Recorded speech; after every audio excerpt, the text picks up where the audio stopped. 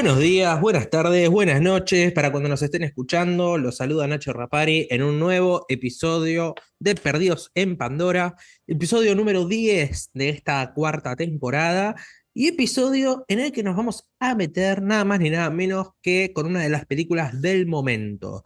Anticipamos algo muy por arriba sobre el final del episodio anterior, cuando hablamos de The Last Stop in Yuma County. Y bueno, efectivamente ahora vamos a cumplir esa, no sé si esa promesa, pero bueno, esa intención que teníamos ya hace una semana cuando, bueno, cerramos ese episodio. Así que bueno, antes de presentar la película en cuestión, como siempre, saludo a mis estimadísimos Diego Di Marco y Lucas Soto que están del otro lado. ¿Cómo andan, muchachos? Buenos días, buenas tardes, buenas noches. Bien acá con ganas de grabar de esta peli que la verdad que yo había ido un poco con bajas expectativas porque el tráiler lo había visto una sola vez y la verdad que me fui más que contento. Buenas chicos, ¿cómo están? Hola a todos los que nos están escuchando. La verdad yo el tráiler ya me había cansado de verlo, pero en el buen sentido lo había visto mucho. Es más, con mi novia siempre bromeaba con el efecto de sonido que tenía. La estaba esperando muchísimo esta peli. Tenía muchas ganas de ver a dónde se metía el director después de haber pasado por, bueno, eh, una, una, una desarrolladora muy conocida que ya tocaremos. Así que nada, la verdad que salí muy contento. Pero bueno, vamos al hueso porque tenemos mucho para hablar. Nachito, presente la Bien, película como corresponde. bueno, como corresponde, hoy vamos a hablar de Sinners o Pecadores, la nueva película de Ryan Coogler, director de, bueno, Fruitvale Station, las dos películas de Pantera Negra y Creed, la uno, no las dos y la tres. Película, bueno, de la que se está hablando muchísimo por distintas cuestiones que, bueno, ya en breve analizaremos bien, sea, bueno, esto de una historia original que no sé si decir que está triunfando de manera escandalosa en la taquilla, pero que bueno, sí está cosechando muy buenos resultados para bueno, lo que se esperaba y para la situación en la que está el cine actualmente. Eh, Película también que despierta cierta polémica por esto del consenso prácticamente unánime en Rotten Tomatoes, ¿no? Esto de la película con 100 o 98 o 99% de aprobación, nada, qué sé yo. Cosas que van entre lo que realmente nos importa ni el humo a veces, pero bueno, del humo también vivimos, así que bueno, no está mal que lo analicemos un poco. Pecadores, bueno, desde ya vamos a revelar un chistecito interno que hicimos antes de empezar el episodio, que se demoró bastante porque no parábamos de hablar de cosas de la película, así que imagínense el entusiasmo que teníamos. Y es esto de, no, o sea, no es cine, es Sinners.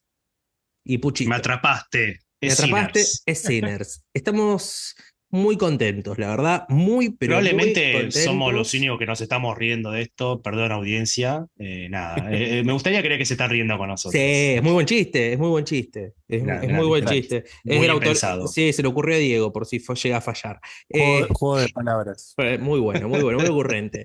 Bueno, ya planteo un problema, y es un problema que te voy a plantear a vos, Luquitas, que sos el encargado siempre de hacer la presentación formal de la película, contar un poco de qué va, por si hay algún distraído que no sabe muy bien de qué va Sinners, vamos a considerar que los hay. Así que te pido, por favor, que por lo menos hasta que demos aviso, trates de no adelantar mucho, de imaginar o de hablar en relación a una película, no sé, imagínate que ni vimos el tráiler o que vimos lo mínimo y no le dimos pelota, que no sabemos bien todavía de qué va. Contanos lo principal como para entrar en el juego.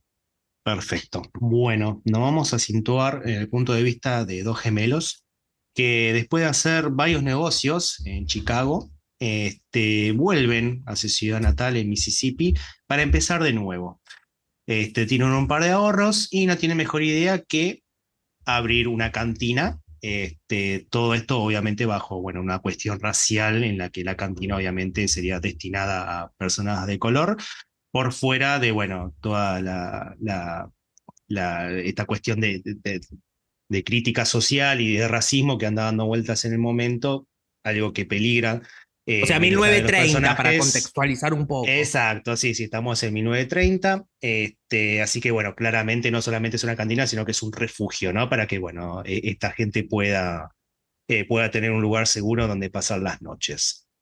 Y hasta ahí te diría que tenemos una sinopsis bastante general, al menos de la primera parte de la película. Así que si te parece, podemos ir por ahí y después seguimos con lo otro.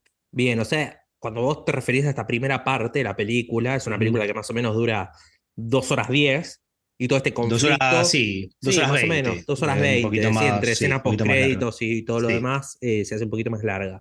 Pero bueno, o sea, todo esto que contaste, que parecería por cómo está desarrollado y por cómo está planteado, que es una trama bastante scorsesiana, ¿no?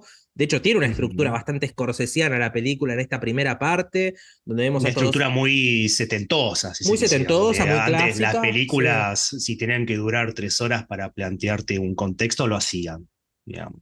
Pausada además, hay un desarrollo de personajes bastante atípico para, bueno, una propuesta de estas características, al menos cuando veíamos el avance, no sé si imaginábamos que la película se iba a tomar estos riesgos, ¿no? Pero básicamente esta primera parte a la que mencionás vos, básicamente lleva la primera hora de la película, ¿no? O sea, podemos dividir la película en dos grandes, no sé si dos grandes partes, pero sí, dos grandes partes, capaz Sí. una, sí, sí, sí, sí, porque bueno, hay un cambio de tono muy marcado, así que bueno, por ahora vamos a quedarnos con eso, ¿no? Estos dos hermanos interpretados por, bueno, Michael B. Jordan, que la verdad, qué sé yo, no es un actor que al menos en mi caso, no sé ustedes, me mate o me encante, pero la verdad que acá hace un laburo muy interesante haciendo dos personajes eh, bien diferentes, o sea, creo que se nota cada gemelo, las características que tiene, las situaciones personales que padece cada uno y demás. Pero bueno, antes de seguir de lleno con esto, Ryan Coogler. Yo al menos en mi caso no tengo vista Fruitvale Station, es una película que me debo. Sí, Creed, sí las dos de Pantera Negra. Creed me parece una buena película. No sé si cuando me tengo que poner a pensar en toda la saga de Rocky es la película que más me va a interesar, como decir, uy, me desperté con ganas de ver Creed. No, o sea, me despierto con ganas de ver Rocky 4. En todo caso, la 3 o la uno o la 2 la 5 no, la 6 sí. Pero bueno, nada. Pantera Negra, al menos la uno me parece una muy buena película. Muy buena película. De hecho, de lo mejorcito de Marvel, creo que en un top 10 la ubicás fácil. Pero bueno, no sé ustedes, Dieguito, por lo menos Pantera Negra, ¿no? Tu fuerte, cómics, todos estos mundos. Bueno, creo que también la habías visto, pero ¿qué impresión tenés de Ryan Coogler en estos proyectos? A mí, no, Creed no la vi, no, y las únicas que había visto eran las Pantera de Negra, Black Panther, cierto. Pantera Negra, la uno y la 2. La uno me encantó, la 2 me pareció que, bueno, ya con el fallecimiento de Chadwick Boseman, ya sabíamos que no iba, algo iba a faltar, y, pero eso me parece más que es un tema casi por fuera de Ryan Coogler, de hecho ahora él lo demostró con Sinners, eh, donde puede moverse en el mundo de la franquicia y hacer una excelente película como fue Pantera Negra 1, una buena película entretenida como fue Pantera 2. Lo que pasa que él tenía un gran problema, aparte de Chadwick Boseman, que eso va por fuera, ¿no? De Marvel. Eh, pero el gran problema que ya, si mal no me acuerdo, ya había terminado toda la saga, lo que fue el Guantelete del Infinito. Ya veníamos medio Sí, entró en la decaída de Marvel. Claro, y encima, para peor, la historia fue como medio mes, porque Sí, al final no termina pasando nada. sí. Entonces lo dejo medio fuera de ese lado. Así que eh, me parece, creo yo que con Sinners demostró la capacidad que tiene eh, para moverse por fuera de. Y que Creed también, en cierta forma, es como una franquicia, o sea, no es a nivel Marvel, pero viene de otras historias. Así que la verdad que más que contento con el resultado de Sinners. Luquitas, Ryan Coogler, ¿qué te pasa vos con este muchacho? Yo por suerte lo pude seguir desde el inicio de su carrera, que fue con Fruitvale Station, en una peli indie. Que bueno, valga la redundancia, Ryan Coogler siempre trabajó con Michael B. Jordan en todas sus películas. Bueno, no fue protagonista exactamente en las de Pantera Negra, por bueno, motivos de la trama que no vamos a revelar ahora. pero bueno, siempre lo contó en sus papeles protagonistas. Pero pará, un datito. Sí, Para mí, no sé a sí, vos, pero en Pantera Negra uno de los grandes villanos de Marvel, Michael B. Jordan. el mejor villano de Marvel, Bien, lejos, bien, bien, olvidate, sí, sí, sí. bien, bien. Este, Como les decía, lo pude seguir desde Football Station, una historia que se basa en un hecho real. Y lo que me parecía interesante tanto en Creed como en Pantera Negra, o sea, estamos hablando de un director que entra a franquicias. En Creed es un spin-off, pero bueno, era como una suerte de Rocky 7 también, si se quisiera, porque es un poco la despedida de Rocky y ya entra en juego Adonis, como en Pantera Negra, que es, bueno, es entrar a la franquicia más grande, al menos en ese momento, bueno, en este momento también, que es entrar al mundo de Marvel, ¿no? Y cómo aún así el tipo lograba una autoría, ¿no? Yo creo que sí, hablamos de Pantera Negra como una muy buena película, no lo decimos creo solamente por ser una película, una muy buena película de Marvel, sino como una muy buena película que tendrá su cosita de CGI, bueno, cosas que no vamos a repetir para no parecer cotorras, pero creo que siempre me gustó mucho el laburo de Coogler porque a pesar de estar dentro de un mundo ya conocido, el tipo desplegaba su propio mundo. Por eso, cuando se anuncia Sinners, cuando después de, bueno, Wakanda Forever, yo ya creo que Coogler hizo lo que pudo. Creo que cualquiera en ese caso hubiera hecho lo que podía, porque bueno, ya tras el fallecimiento de Boseman, tenés que cambiar toda una estructura de película y bueno, nada, cosas que pasan. Tenía mucha ganas de volver a verlo en su salsa, en tipo en algo propio. Y encima un guión enteramente original, sin estar basado en una historia real. Y dije, bueno, vamos a ver cómo juega este chico. Así que la verdad, después del tráiler, que no me adelantaba mucho, la verdad, tenía muchas ganas de ver para dónde iba. Y la verdad que de repente se transformó en el director que si ya esperaba Sinners, ahora el próximo proyecto lo estoy esperando, pero con muchas ganas, muchísimas. Bien, bien. Coincidimos. No sé con qué puede llegar a salir próximamente. La verdad que dejó la vara muy Y alta. anunciaron que probablemente se meta con un reboot de X-Files. Sí, No sé cierto, si es nivel cierto, serie o película, cierto. veremos. Veremos, veremos. Ya Bueno, tiene mi atención. sí, sin duda, sin duda, después de lo que hizo acá el muchacho, de lo que hizo en general, ¿no? Porque ahí hay un punto interesante, ¿no? En relación a qué elementos de lo que podríamos llamar la autoría de Coogler siguen presentes hoy, ¿no? Hablar de autoría en el caso de Coogler parece medio complicado porque decimos, bueno, a ver, arrancó el tipo con un drama indie, se metió de lleno con dos franquicias y ahora hace una suerte, no sé si es superproducción, es una película que vale 90 millones, o sea, tiene su guita, pero para los parámetros, o sea, es una película relativamente, eh, qué sé yo, económica, corregime Lucas si me equivoco en ese punto. Eh, entonces es difícil, me parece, hablar de autoría, ¿no? En estos términos. Podemos decir qué elementos siguen presentes hoy, ¿no? No me digan Michael B. Jordan, que en parte es cierto, porque sigue presente el muchacho. Pero bueno, yo creo que ya teniendo más o menos, salgo con Fruitvale Station en mi caso, pero habiendo visto Pantera Negra uno y 2 las dos, y tanto Creed, yo creo que es un tipo que eh, labura muy bien el tema del world building, ¿no? De esto de construir un universo más allá de que sea en base a algo preexistente, como lo fue en Marvel, como lo fue en Creed, y ahora con una historia original, ¿no? Yo creo que es un tipo con una imaginación para las cosas que la verdad es digna de admirar, ¿no? Porque, a ver, Pantera Negra, ponele, ¿no? Sí, ya veníamos de Marvel, ya veníamos de personajes conocidos, ya veníamos de una franquicia que, bueno, creo que Pantera Negra fue la película anterior a Infinity War, ¿no? Habrá capaz alguna más, no sé si Ant-Man 2, la verdad que no me acuerdo, pero yo me acuerdo de Pantera Negra, listo, ya está, se viene Infinity War, ¿no? Pero el tipo aún así, a pesar de haber agarrado Marvel en una etapa muy avanzada, logra, o sea, nos crea Wakanda el tipo. O sea, nos crea Wakanda desde cero prácticamente y termina saliendo airoso porque es una de las mejores películas de Marvel. ¿Es una maravilla? No, no es una maravilla, pero bueno, de todas maneras tiene muchas cosas interesantes como para, bueno, entender cómo piensa este tipo, ¿no? Pero bueno, volvamos a Sinners. Algo ya introducimos mientras presentábamos la película. Tiene también un poco que ver con lo que estaba comentando recién, que es esto de cómo nos introducimos al universo narrativo de esta película y cómo, a ver, básicamente no le importa el hecho de desarrollar una primera hora que se toma el tiempo de presentar a los personajes, que se toma el tiempo de presentar las reglas, o sea, que no acude a lo espectacular, que no acude al gran atractivo que tiene la película, que quizás en los trailers quemaba mínimamente.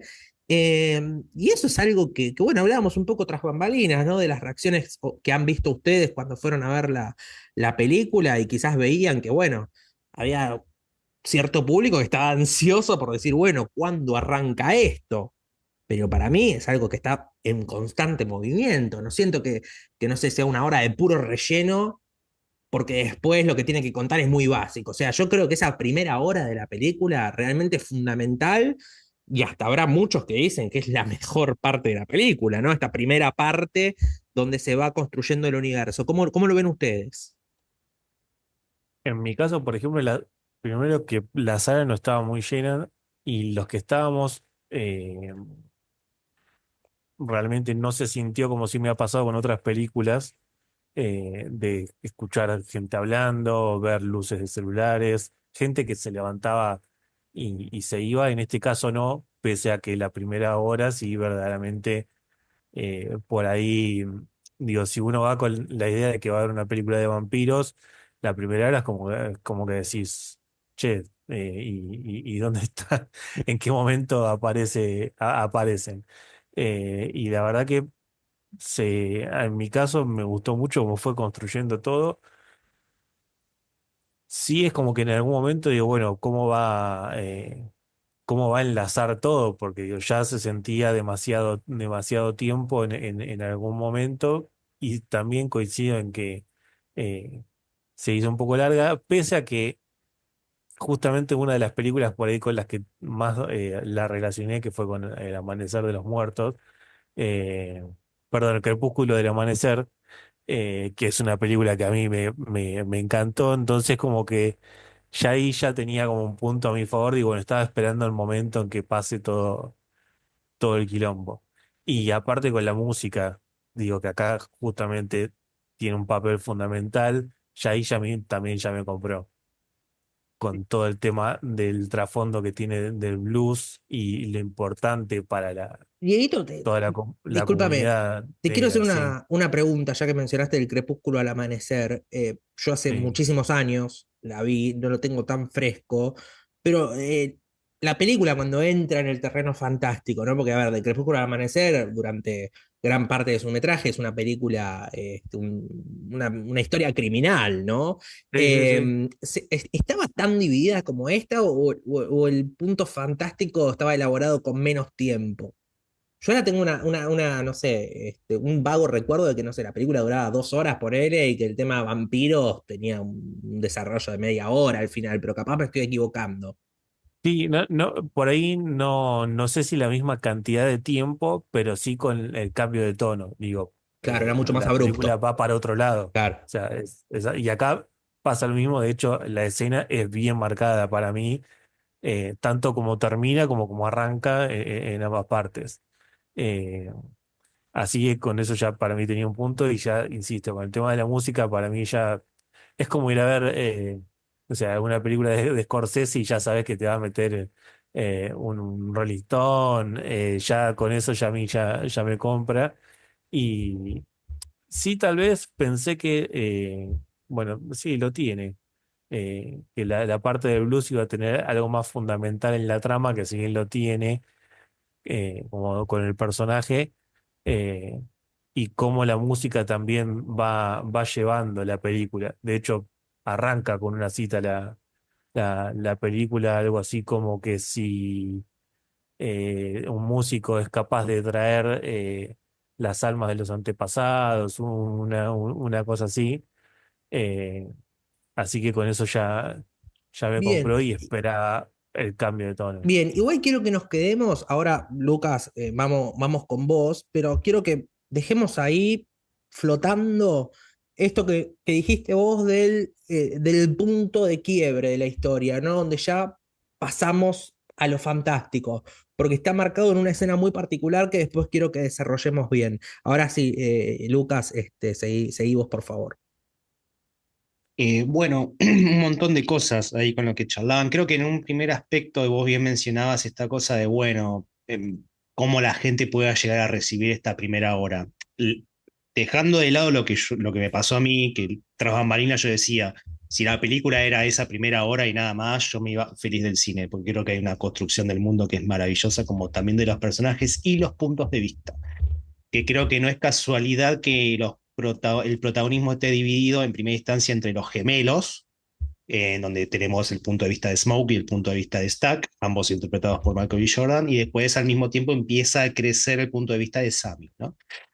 Sacando eso, claro, uno cuando ve el trailer dice, bueno, es una película de terror, ni siquiera de vampiros, porque de los vampiros nos enteramos por redes sociales. Es una película de terror, te presenta el mundo y ahí volvemos a lo que suelen ser las películas, tal vez la que estamos acostumbrados nosotros, las películas un poco más setentosas, en donde el terror puro y duro, traigamos El Exorcista si queremos, tarda en construirse. El Exorcista no empieza con la presentación de Megan siendo poseída, ¿no? El Exorcista empieza en un árido desierto mostrándote que el mal está presente, después se traslada a Estados Unidos, mientras te construyen el personaje de Ellen Burstyn, mientras te construyen, digamos, hay una construcción del mundo que lleva tiempo y que creo que acá fue lo que hizo Coogler. Pero bueno, es cierto que la gente está cada vez más inquieta y prefiere consumir algo tal vez más similar al Conjuro, la Monja, películas que ya empiezan con el terror más puro y duro. Porque yo, si te tengo que decir que Sinners toca muchísimos géneros, yo te digo, Sinners es una película de terror. No sé. Sí, lo es. En parte creo que capaz el primer género que te digo es un drama. Sí. Y hasta me atrevería a decirte un musical, que no lo es, pero me atrevería a decirte un musical. Y ahí es donde digo, y me agarro lo que dice Diego de lo que es el blues. Yo creo que la película es blues. El blues es el otro protagonista de la película, es el otro protagonista del film, que fue lo que me sorprendió para bien. No solo todo el trabajo que hace Goranson, si en algún momento hubo dudas con este chico, creo que se terminan de aclarar acá. Y después, segundo, por todos los clips musicales que logra la película. Por suerte los pueden disfrutar en Spotify, así que aprovechen. Eso no es tan fácil Tanto el de score conseguir a como el veces. soundtrack, ambas cosas.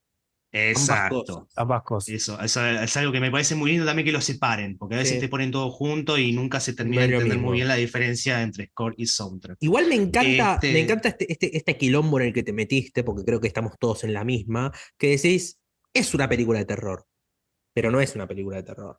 Es un drama, pero no es un drama. Yo te quiero decir, es una película de acción, pero no es una película de acción. Y vos decís, es blues. Sí, pero yo te digo también, es rock and roll, loco. Entonces es como, También, también. es Estos como, son todos sí, derivados que se retroalimentan constantemente.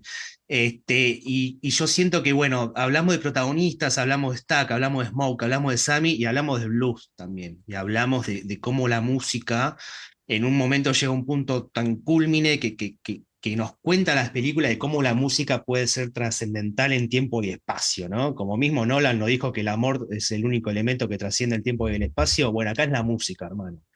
Este, y muy pocas veces vi cómo toma tanto protagonismo la música mm.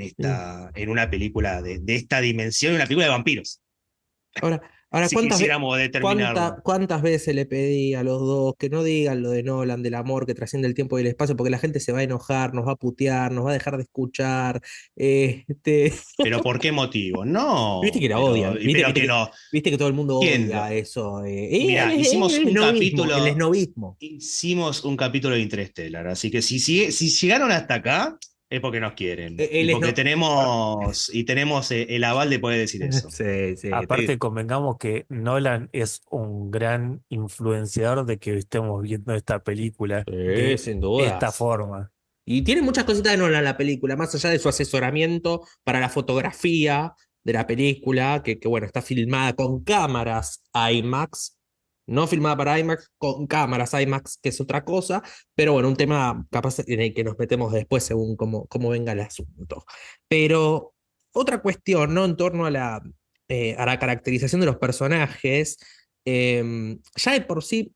Igual antes de meternos con eso, me quedo con algo que habías dicho vos, Lucas, de bueno, el terror, ¿no? De qué manera está presente. Ya aclaremos que la película, cuando vemos al personaje de Sammy llegar a la iglesia, arranca con un jumpscare de la reputa madre. Y después, ya ahora sí, con esto de la caracterización de los personajes, esto de, bueno, ver el personaje de Smoke de azul, ¿no? Como un personaje con mayor frialdad, con mayor capacidad, qué sé yo, para esto de los negocios que quiere ejecutar en Mississippi, ¿no? Contrapartida del personaje de Stack con la boina roja, con este color que representa lo pasional, ¿no? Qué sé yo, decisiones que ya están, decisiones de puesta de vestuario que, bueno, están plasmadas desde el primer momento.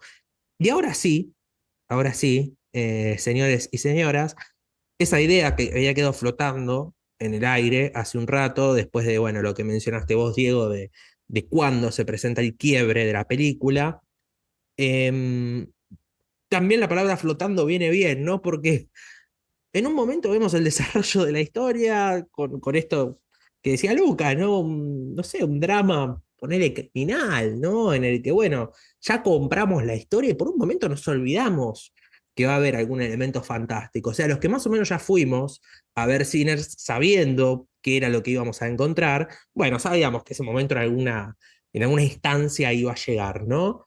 Pero para los que no, que envidio, que no lo sepan, así como ha pasado con esa gente que en algún momento vio del crepúsculo al amanecer sin saber nada de la película y quedando el VHS directamente, y de un momento para el otro se encuentra con los vampiros, ¿no?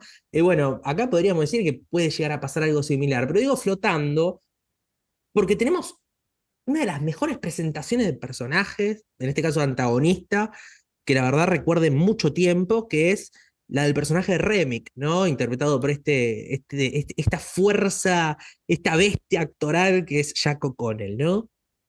Detengámonos en la presentación que tiene este personaje y cómo irrumpe en la escena. O sea, vemos un plano, no sé cuánto lo vemos, una milésima de segundo, un plano general del campo donde irrumpe este personaje con una casa de fondo y el tipo entra de costado de repente, sin saber qué carajo o quiénes carajo lo persiguen, medio quemado, trotando, desbarrancándose por el piso, hasta que toca la puerta de la casa y bueno, ahora vamos a desarrollar lo que pasa, pero ¿qué les pasó con esta introducción de personaje muy atípica?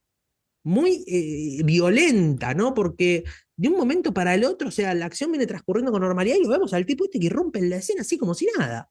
Y bueno, acá ya nos vamos, acá empieza el rock and roll, ya dejamos Bien. el, dejamos el río del Mississippi y ahora ya vamos con la guitarra eléctrica, porque insisto, o sea, ese es el punto para mí que dije, bueno, listo, acá empieza la otra parte de la película, que tiene detalles que algo mencionaban en la charla tras bambalinas, un detalle que yo le decía a Flor de que, a ver, la trama de la película un poco también es esta cosa de la segregación que había con los negros, claramente. eh, y hay un detalle que me gustó, al menos hasta esa parte de la película no había aparecido.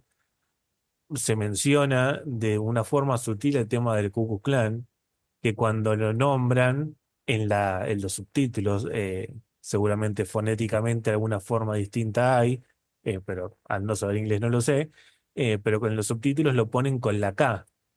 Digo, y ya, o sea, escuchar, o sea, la época, escuchar una persona negra que diga clan y que lo traduzcan con la K, ya se sabe qué es lo que hay detrás.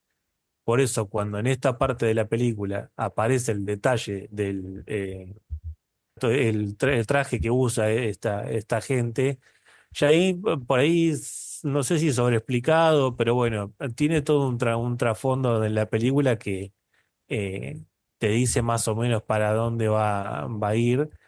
Y la verdad que el personaje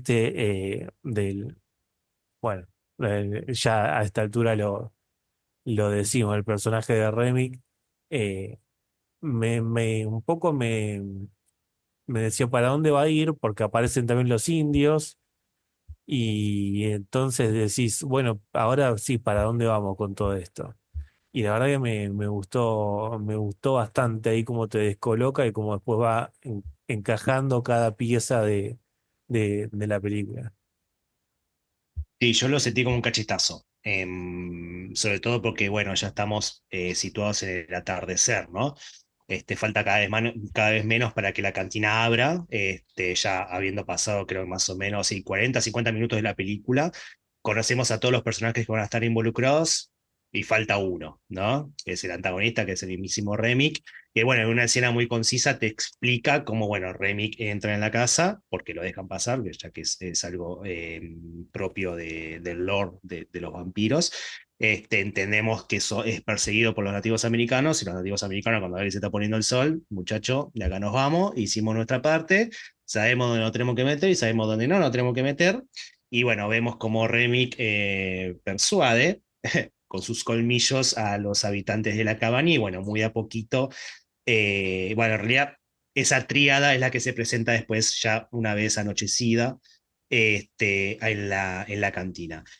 Nada, a mí me pareció maravilloso porque estaba totalmente compenetrado con esa primera parte, y de repente, ¡pum! Jack O'Connell corriendo semidesnudo, cagándose, quemando abajo del sol, y decís, ah, cierto, a esto vinimos, muchachos. No es como que siento que Cooler es como, bueno, me gusta que lo estés disfrutando, ahora es rock and roll, como bien me Bien. decía Dieguito. Además, hay algo bueno, medio que diste a entender, pero que me parece importante aclararlo bien para que se sepa. La película inicia con un flash forward de 5 minutos, que bueno, es algo que formaría parte más del final de la película, pero después toda la película, o sea, transcurre de amanecer a amanecer, ¿no? Porque arranca en uno de los primeros planos, en el amanecer, ahí en los campos de algodón, hasta que los personajes de Smoke y Stack llegan a Mississippi, compran esa suerte Matadero. ese suerte, claro, de matadero, que no sabemos todavía que es un matadero, lo vamos a saber después. Parece una granja al principio, ¿no? Eh, y bueno, de ahí todo transcurre hasta el siguiente amanecer, ¿no? Pero bueno, es un dato que me parecía también interesante aclarar, para que, bueno, nada, se sepa también cómo está construida toda la película, porque, bueno, justamente es una película que en un momento pasa a ser de vampiros, ¿no? Entonces, el hecho de eh, que se marque tanto en el inicio como en el final, la implicancia del amanecer, bueno, no es un detalle para nada menor. Ahora bien, más allá de que esa irrupción del personaje de Remick, interpretado por Jack O'Connell en escena, esa irrupción que bien describíamos como algo un poco raro, extravagante, uno dice, bueno, listo, ya está, acá está el punto de quiebre en la película. Automáticamente después de ese momento ya nos trasladamos a la noche, al momento en el que la fiesta comienza a explotar de a poco en la cantina, y se van dando, más allá de que ya pensamos que se viene el explote, varias situaciones que siguen contribuyendo un poco al drama humano de la película, y por otro lado, bueno, ir plantando distintos elementos en base a esta mitología sobre el vampirismo que quiere realizar Kugler, ¿no? Ya ahí en la cantina vemos algunas cosas de la relación de Smoke, no de Smoke, perdón, de Stack con el personaje de Hailey Steinfeld, de Mary. Vemos también cómo el personaje de Sammy, que dicho sea de paso, primer laburo actoral de este muchacho Miles Keaton, que además de tener una voz de la hostia, la verdad que labura muy bien en la película, muy bien.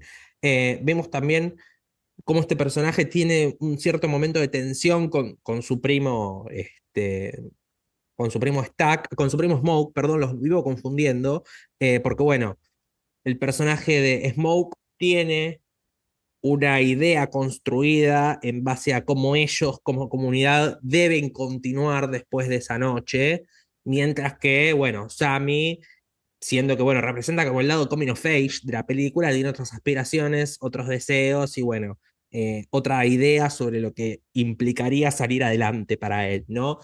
Especialmente en relación a la música, al blues, que a eso quería ir. en un momento de la película, más allá de que ya se venía construyendo todo ese lore alrededor del blues, la importancia que tiene en base a esta nueva mitología que plantó Kugler, de cómo la música trasciende acá el tiempo, llegamos a esa secuencia musical, cuando el personaje de Sammy canta I Lie to You, y pasa algo en ese plano secuencia, que hay gente que lo recibió muy bien, que es prácticamente toda, pero en el cine, al menos en mi caso, vi alguna reacción ahí un poquito, qué pelotudez. Bueno, no hay ninguna pelotudez ahí, ¿no? Eh, Lucas, no quiero meterme en esto mucho porque creo que tras bambalinas vos habías dicho algo interesante en relación a lo que te hizo recordar esta secuencia. Contá brevemente qué es lo que pasa y a qué te hizo acordar y por qué.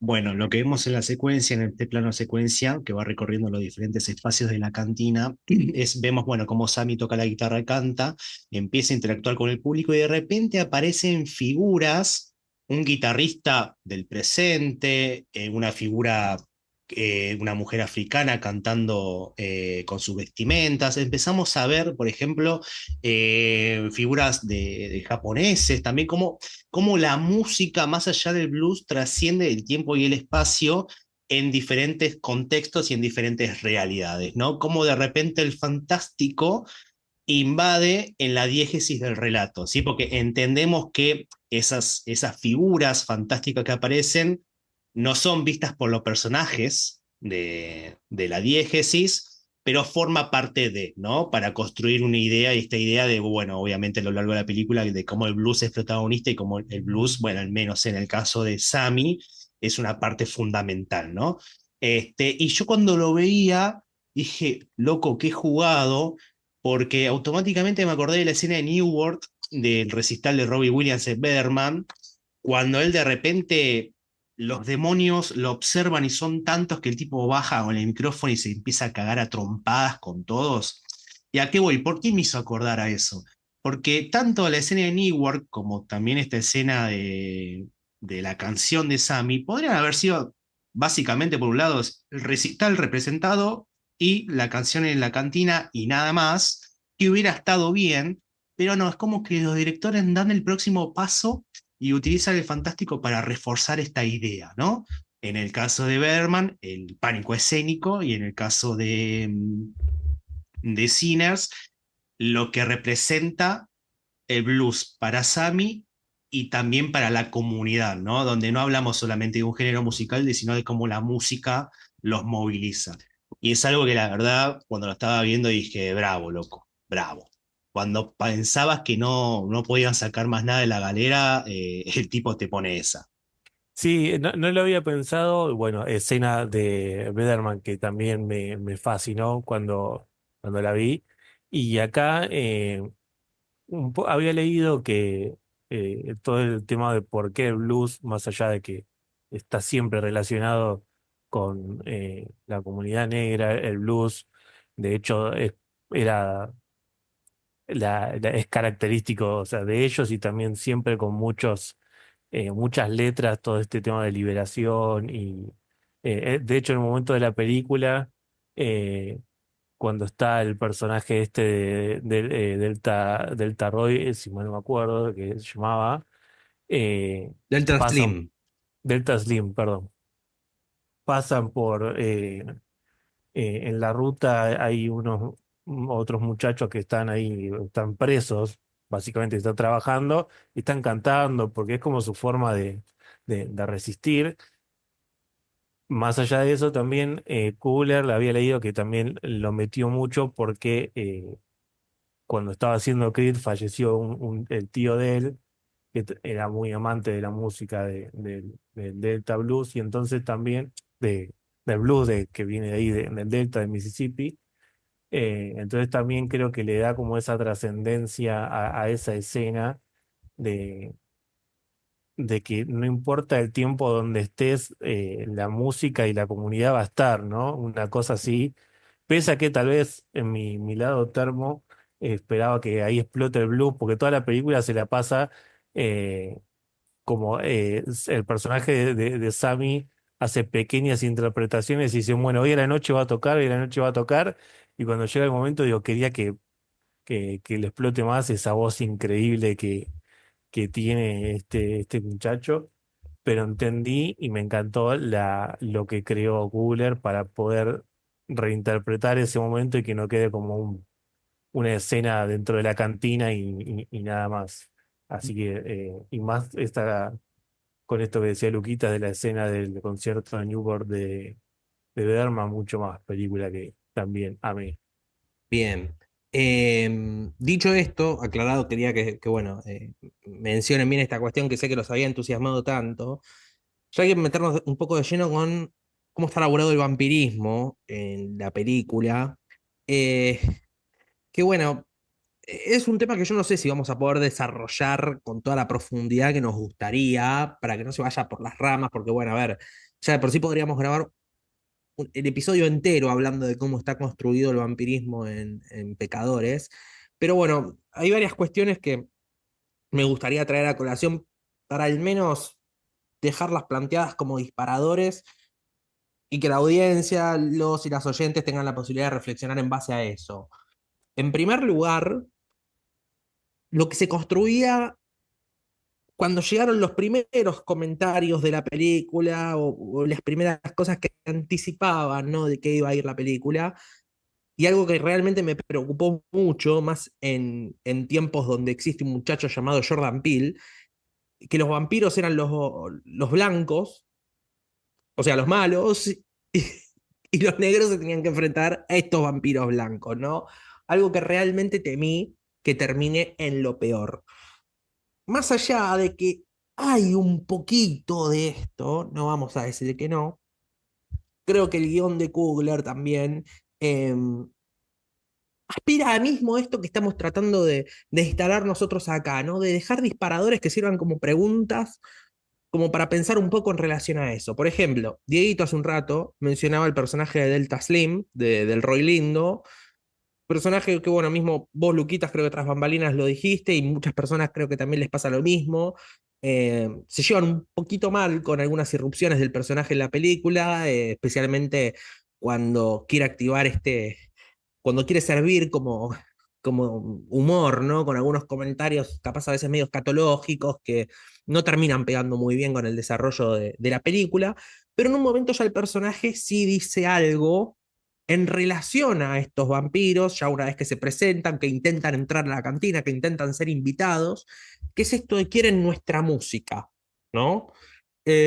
Algo que también se relaciona mucho con la mitología que se construye en relación a esto, ¿no? Y de cómo determinadas personas con un don, como por ejemplo el que tenía Sammy, pueden lograr con su música traer seres bueno, en este caso otros planos, ¿no? Como bueno, se termina planteando en la película.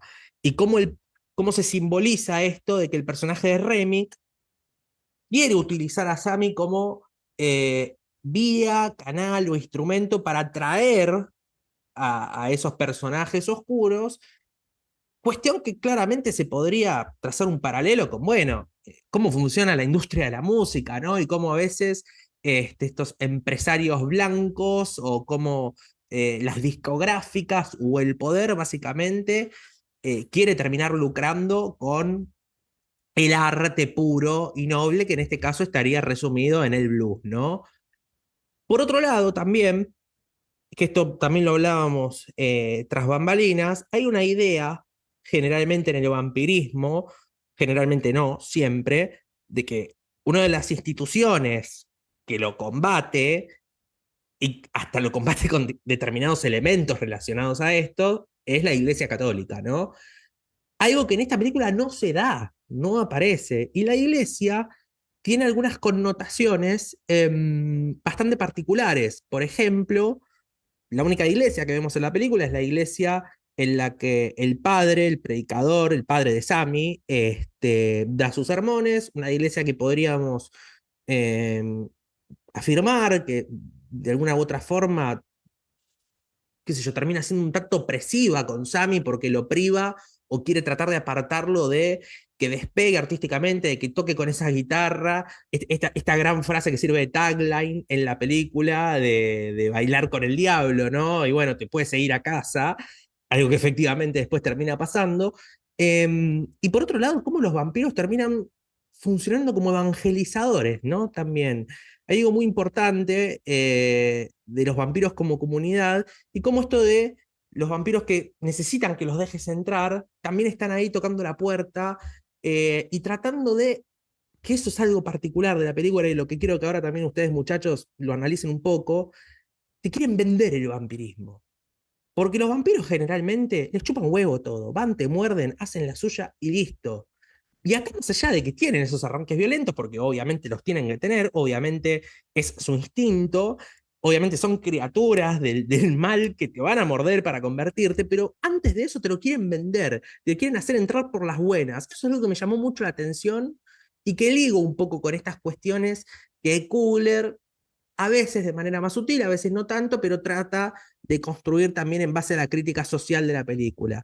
Yo sé que mencioné muchos temas por una cuestión de economía procesal, pero bueno, ¿cómo percibieron ustedes la construcción del vampirismo en este universo de Ryan Coogler?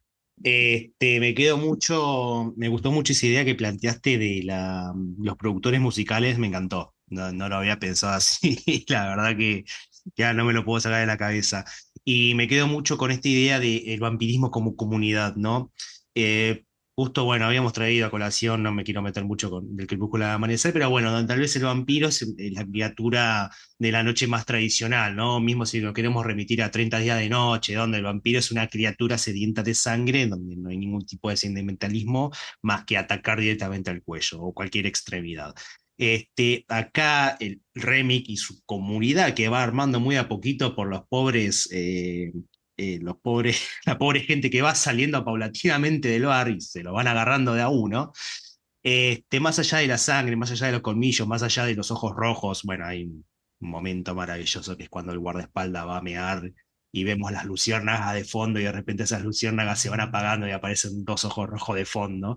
Este, claro, el vampirismo aparece también como una comunidad que plantea una vida mejor, porque la realidad es que la actualidad que están viviendo los personajes en este medio de la segregación es una cagada. O sea, están constantemente amenazados por el Ku Klux Klan, y por un montón de otras cosas que son fortuitas de la época. No por nada, después el Ku Klux Klan aparece con más fuerza hacia el final del film. Pero claro, la verdad es que el vampirismo Remix le dice, mira, estamos juntos, bailamos, porque mismo Remix también tiene un número musical muy interesante, el bailando en el centro mientras todos los otros vampiros lo aplauden, una música mucho más irlandesa, ¿no? Como esta cosa, esta música extranjera, ¿no? Como que viene a irrumpir, a invadir el seno del blues. Y ellos Y mismos negros incluso que están alrededor de sí, Remick. sí, no es una cuestión racial, ahí es donde yo digo, no son vampiros blancos, no, hay de todas las etnias, y hasta japoneses, porque tenemos al marido de la japonesa, que era la que manejaba el almacén. O sea, Remick te plantea una comunidad de diversidad étnica en la que no solamente vas a vivir para siempre, sino que vamos a vivir todos juntos y vamos a vivir felices, sin ningún tipo de diferencia racial. El tipo está planteando una utopía y yo cuando lo escucho, más allá de que sabemos que es el antagonista y más allá, sabemos que son unos hijos de puta, eso no, en ningún momento Cooler te plantea lo contrario, pero te hace dudar y te hace empatizar con la causa. Decís, che, tiene un punto, me parece este chico, ¿eh? Más allá de que claramente queremos que lo único que hagan es que entren y los caguen a estacazos. Pero la verdad que me pareció muy bien planteado el vampirismo de ese lado, ¿no? Esa comunidad de utopía que está al alcance de una mordida. Yo lo de la discográfica tampoco lo había pensado, sinceramente, y sí habíamos hablado esta idea de que los vampiros eran los blancos, y como hoy en día tal vez hay una cier- cierta trama que se repite en muchas películas, siendo que había personajes, protagonistas negros, teníamos que vaya por ese lado. Yo no siento que haya ido por el lado woke, vamos a decir, de la vida, eh, sino que justamente, o sea, es un tema que lo trata como con naturalidad, por así decirlo. O sea, Google juega con que ya sabemos qué era lo que pasaba en esa época, quiénes estaban de un lado, quiénes estaban del lado, eh, que la pasaban mal. De hecho, en un momento, en una de las charlas que tiene, no me acuerdo si Smoke, eh, con Sammy, que Sammy le dice, no, yo ya me decidí, voy a tocar blues, no sé qué, y el chabón le empieza a decir, bueno, si vos te querés ir, andate a este pueblo, que aunque no lo creas, ahí está nuestra gente que es dueña de las tierras, qué sé yo, hace blues cristiano, le dice. Eh, entonces, o sea, no sentí como que haya tomado ese tema como punto principal, sino que es como parte de la trama de la película. Y Eh, agradezco, perdóname, Dieguito, agradezco que no hayan virado para ese lado. O sea, yo cuando plantean la existencia de esa comunidad ahí medio apartada, donde, vamos a decirlo en estas palabras, los negros están en comunidad justamente y felices, tenía miedo que la película termine con un plano de Sammy ahí y nada que ver. Ahora ya en breve nos vamos a meter con esas famosas escenas postcréditos. Pero por otro lado también hay un abordaje interesante en relación a los mismos protagonistas, ¿no? Especialmente a los hermanos. O sea, fíjense el tema del dinero, ¿no? O sea, de cómo el personaje de Stack quiere dólares, quiere la verde, y recibe por parte de su comunidad, o sea, de la comunidad que él en un momento abandonó yéndose a Chicago junto con su hermano, pero recibe plata que para ellos no vale una mierda, porque no son dólares, no es la plata real, es la plata con la que les pagan en los campos de algodón. Y en un momento es el personaje de Delroy Lindo, o no de Delroy Lindo, es el personaje de Annie, que le dice, a ver, los tipos laburaron todo el día, o sea, transpiraron todo el día, dejalos que se diviertan un poco. Entonces, ahí mismo vemos cómo personajes, o sea, que pertenecen a ese lugar, están en un permanente conflicto porque de cierta manera quieren salir. Y el vampirismo, como bien decías vos, Lucas, también termina cayendo como una alternativa de decir, bueno, está bien, nosotros les proponemos algo mejor. Y ahí es donde ya nos vamos a tener que meter con la escena postcréditos. Porque la escena postcréditos, particularmente la primera, es la que termina planteando un poco esa suerte de idea, ¿no? Esa suerte de idea en la que decimos, bueno, a ver, ¿cómo se puede seguir? O sea, ¿cómo sigue un personaje que no fue convertido, un personaje negro, que vivió en el peor de los contextos, y cómo siguen los vampiros? ¿Cómo sigue esta suerte de comunidad idílica a la que algunos personajes, en la que algunos personajes, bueno, no terminaron sometidos? Ya ahora quiero pasar con eso en breve, como para ir cerrando. Después, nada, a ver, se van desarrollando varias situaciones. La película tiene, no sé si decir varios finales. Creo que sí, tiene varios finales. Es como que uno espera que en un momento termine y no termina. Pero bueno, nada. Lo que veíamos en el avance de Michael B. Jordan disparando, pensamos que iba a ser en un contexto y termina siendo en otro totalmente distinto, en el que ahí sí agradecí que Coogler no se haya tomado tan en serio el asunto y que en el momento en el que irrumpe el Ku Klux Klan y nos damos cuenta de lo que significa ese matadero y de la emboscada que le estaban tendiendo a los personajes, se resuelve todo como se tiene que resolver en una película de esta naturaleza, cagándolos a tiros. Jordan Peele no sé si hubiera hecho eso. O sea, si Jordan Peele hubiera dirigido Nope, yo no sé si hubiera pasado eso. Es más, me lo imagino, en este caso me lo imaginaría el personaje de Smoke dándole un discurso a los del Ku Klux Klan, entendiéndoles por qué está mal lo que están haciendo. Pero no, acá los recagan a tiros. Literalmente. Agradezco que eso haya sido así, pero bueno, no sé si quieren aclarar algo más de eso, porque ya ahora sí nos tenemos que meter, muchachos, de lleno con la escena post-créditos, uno de los puntos que más se debate de la película. Bien, ahora siendo que ya nos tenemos que meter de lleno con esto, Luquita, te vuelvo a traer a la tarea inicial que siempre te propongo en el principio del episodio. Antes que nada, bueno, desarrollarnos, ya obviamente entramos al terreno de los spoilers, va, como si nunca hubiéramos entrado, ¿no? Esta suerte de tres finales que tiene la película, y contanos qué es lo que pasa en esta polémica y tan hablada escena postcréditos, como para que, bueno, tengamos la posibilidad de interpretarla, ¿no? De ver qué nos pareció y qué nos dejó. Bueno, en esta cosa de tantos finales, yo siento que hay tres finales, como bien mencionabas. El primero bien puede ser la muerte de Remick, digamos. ya el paso del anochecer al amanecer. Después la segunda sería el fin de la historia de Smoke, una vez que se consolida toda la confrontación con el Ku Klux Klan, ¿no? Que parecería que cuando todo está calmo, viene nuevamente la amenaza. Me hizo acordar mucho al final de Sorcerer, de Fredkin, cuando decís, bueno, al final está en el bar, la película terminó, no, no, no, ¿te acordás que al tipo lo estaban buscando los matones? Bueno, simplemente bueno, Sorcerer termina ahí, acá sí, un poquito más. Se soluciona como se tiene que solucionar, con una bar a la distancia y después para matar a los pobres tipos que quedan todos agujereados, una buena Tommy Gun, resuelto el problema, muchachos. Obviamente Smoke es herido en la balacera y bueno, tiene este reencuentro onírico muy similar a lo que vimos ahí en The Iron Claw en su momento, capítulo que pueden revisitar también, una hermosa película. Y bueno, y podríamos entender que finalmente Stack encuentra la paz, no tanto en el plano terrenal, sino más en el plano celestial. Ahí termina la peli.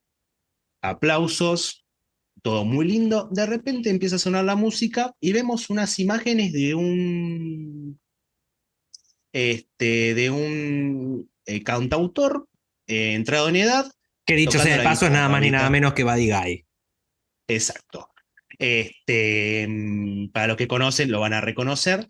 Y empiezan a correr los créditos, ¿viste? Sobre la imagen. Y vos decís, bueno, la gente se empieza a levantar, ¿qué onda esto? Terminados los primeros créditos, nos encontramos con el personaje de espaldas a la barra, ¿no? Y decís, ah, bueno, acá sigue la película. Pasados unos minutos vemos que está tomando, creo que un whisky, y el bartender le pregunta, che, hay dos personas que te quieren ver. Estas dos personas son nada más y nada menos que Stack, el personaje de Henry Steinfeld en la actualidad, creo que eran los 90, no, eran los 90, bueno, lo más actual que se puede hacer, que lo van a visitar a Sammy, ¿no?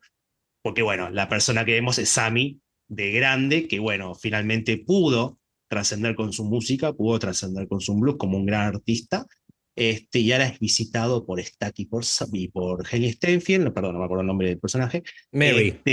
Mary, ahí está, muy cancheros ellos, muy Limp Bizkit, viste, con ese look muy noventoso, y ahí comprendemos que en el enfrentamiento final que tienen ambos hermanos, en el que Stack le termina perdonando la vida a Smoke, por una parte por ser hermano y por otra parte porque Smoke le pide prometer y no le haga nada a Sammy, ya que es su protegido. Y también comprendemos que la visita rompe un poco los esquemas del vampirismo, ¿no? Porque otra vez, si en este caso, si teníamos que atenernos a las reglas, ellos van directamente a morfárselo a Sammy y listo, sino que Stack se acerca no solamente para preguntarle si qué pensaba, tal vez era hora, ¿no? De poder convertirse y bueno, dejar de lado los últimos momentos de vida y transformarse en un vampiro para pasar a la eternidad, sino también que va a poder escucharlo, ¿no? A poder escuchar a Sammy, a poder escuchar esa música que hace tanto tiempo que no escucha. Y algo que, bueno, me pareció maravilloso. Y ahí te dejo a vos, Nachito, para que sigas ahí explorando ese postcrédito que yo creo que es el El verdadero verdadero final de la final de la película. película. Es el verdadero Sí. final de la película. Yo sinceramente, no, a ver, yo no soy una persona muy fanática de las escenas postcréditos. Creo que es algo a los que nos acostumbró Marvel, pero por una sencilla razón de tener que construir la necesidad de vendernos el producto futuro, ¿no? Con una migaja. Entonces, yo no soy una persona particularmente fanática de las escenas postcréditos, pero creo que acá tiene una razón de ser interesante. Em, Creo que técnicamente termina sirviendo como un descanso, como un corte, porque si no la película hubiera tenido 20 millones de finales. Y creo también que se hubiera perdido el efecto sorpresa que busca generar esa escena. Yo creo que esos breves minutos durante los que corren los créditos, vemos secuencias muy breves del personaje de Sammy ya anciano tocando, dan el suficiente respiro al espectador como para ya ir apagándose, hasta que de repente, ¡pam!, vemos que los dos personajes ingresan al bar y bueno. sinceramente me pareció algo hermoso por esto que hemos mencionado a lo largo del episodio, ¿no? De cómo Kugler innova, de cómo revierte las reglas del vampirismo en relación a una mitología propia, donde tiene mucha preponderancia la música, lo onírico, em, no lo onírico, ¿no? Lo espiritual y lo sentimental. Porque ver a un vampiro en estas circunstancias, yendo a buscar al personaje tantos años después, como para escuchar su música, y que ambos lleguen a la conclusión de que esa terrorífica noche que vivieron ahí en la cantina terminó siendo la mejor de sus vidas, para Sammy por todo lo que implicó a futuro, y para Stack por el hecho de haber sido el último momento en el que vio el sol. No recuerdo vampiros teniendo esa melancolía con la última vez que vieron el sol. Eh, y por otro lado, siendo la última vez que vio a su hermano, y ahí ese plano que está recorriendo todas las redes sociales bueno, ellos dos de espaldas con esa puesta de sol fantástica. Así que mucho más que eso, no sé qué agregar. Bueno, ahora Dieguito, obviamente te quiero escuchar a vos. Y después les avisamos, porque muchos no lo saben, además de esta escena, también les avisamos de esta escena porque mucha gente se va antes, lo hemos visto, todos. Después que corren todos los créditos más, hay una escena que, bueno, no aporta a la narrativa, al final de la película, pero que, bueno, cada uno si quiere puede tener alguna interpretación al respecto. Dieguito, para ir cerrando. No, sí, tiene esta cosa que por ahí no cierra la película, pero parece que no termina más. Me gustó aparte un detalle en la escena del bar, que no sé si lo llegaron a leer, pero el lugar donde está tocando el personaje de Sammy mayor se llama Pearline, tiene ahí el lobito como su, su único amor, por así decirlo, que uno se ve en la película, y como eso lo mantiene también tal vez vivo, ¿no? Que el personaje de este Perlan, que fue una de las mordidas por cuando entran los vampiros al, ahí a la taberna esta que arman. eh, entonces como que él quedó varado en ese momento, ¿no? En esa noche. Y sí, es verdad que es raro ver a los vampiros melancólicos después de Crepúsculo. Eh, no recuerdo haber visto otra película de vampiros con melancolía, pero me gustó. Y creo que le da ese cierre de decir, bueno, nada, estamos en la misma, o sea, siguen manteniendo esto de que no cumple esa regla de que el vampiro es un animal y sale a matar, porque nada, siguen manteniendo esa regla también de decir, bueno, yo sé la que por ser negro tal vez es la que en la situación en la que te encontrás, y sigo manteniendo la regla de que somos una comunidad por más que ahora yo tenga esta otra vida. Bien, bien, perfecto. Bueno, sí, una suerte de invitación final que, bueno, después vean por cuenta propia cómo se termina de concretar. Así que bueno, hemos hablado de pecadores, sinners, quizás nos hemos pasado un poco y nos quedó muchísimo por hablar. Es una película de la que se puede hablar muchísimo tiempo. Vayan a verla al cine. Es una película para verla en el cine. Yo sé que parecemos loros diciendo siempre lo mismo, pero bueno, esta es una película muy particular. Si tienen la suerte, quedan poquitos días de verla en IMAX, genial, mejor todavía, pero con que sea vista en cualquier pantalla grande, ya bueno, va a ser motivo de regocijo absoluto. Escuchen el score que está en Spotify y en YouTube, escuchen el soundtrack que también está en Spotify y en YouTube. Y bueno, nada, loco, una de las grandes sorpresas del año. Está llegando un comentario acá por Cucaracha que me está causando mucha gracia, pero bueno, no quiero revelar. Y bueno, lo mismo que pedimos siempre. Primero, bueno, les agradecemos a todos y todas los y las que escuchan del otro lado.